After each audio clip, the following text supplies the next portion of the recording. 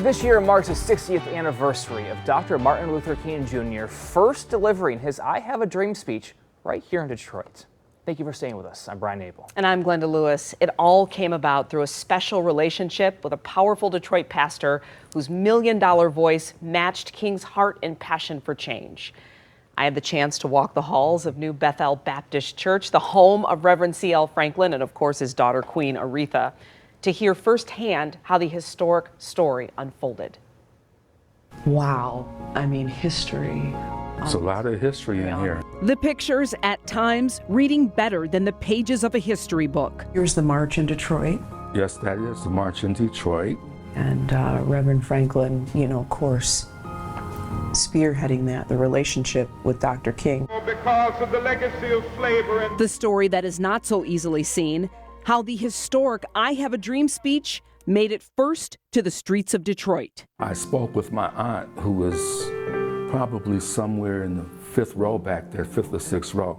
She was 25 at the time and was on the youth committee that was part of the sponsorship. Mahalia Jackson called Reverend Franklin. This was about 4 months before the march, to float the idea. It was then the passionate mind of Reverend C.L. Franklin took off on a journey that would help Dr. Martin Luther King Jr. change the course of history. So most people don't know and don't like to say, but I lived in Birmingham. Martin Luther King was not a popular man among clergy, black or white. Reverend Franklin, being a very cognizant person of what's going on, decided to be best to get with him. And not only let's look back to 1943, let's look forward to 1993 and hope we can make things better. I have a dream this afternoon that one day right here in Detroit, Negroes will be able to buy a house or rent a house anywhere that their money will carry them. But he had that force and that special relationship, and particularly with Dr. King, to have him come here and inspire the I Have a Dream to start here. That's how it all came about, dreaming about a better day, a better time, a better world. And so to see, all of these decades later, how it was such a significant piece of history, how does that resonate with you? This church has always made me proud. The history that's associated with it, the important figures who have come through this church, and just, Reverend Franklin, he was just an extraordinarily powerful person. For 41 years now, Pastor Robert Smith Jr. has been the head of the historic New Bethel Baptist Church.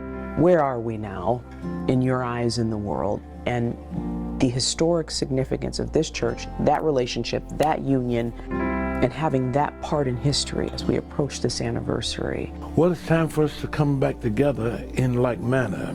There's never been a time more dangerous than the time we're living in now. We need the same kind of minds of the people like Dr. King and Reverend Franklin to come together.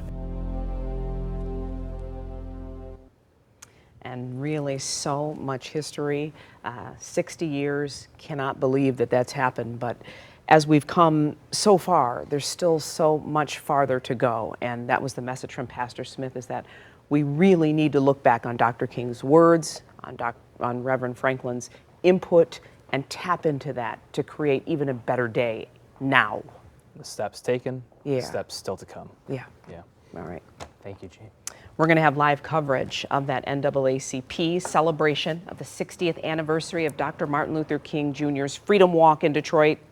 Our special June Jubilee, a celebration of freedom, begins at 10 a.m. this Saturday. Carolyn and I will be there with the team. Looking forward to it.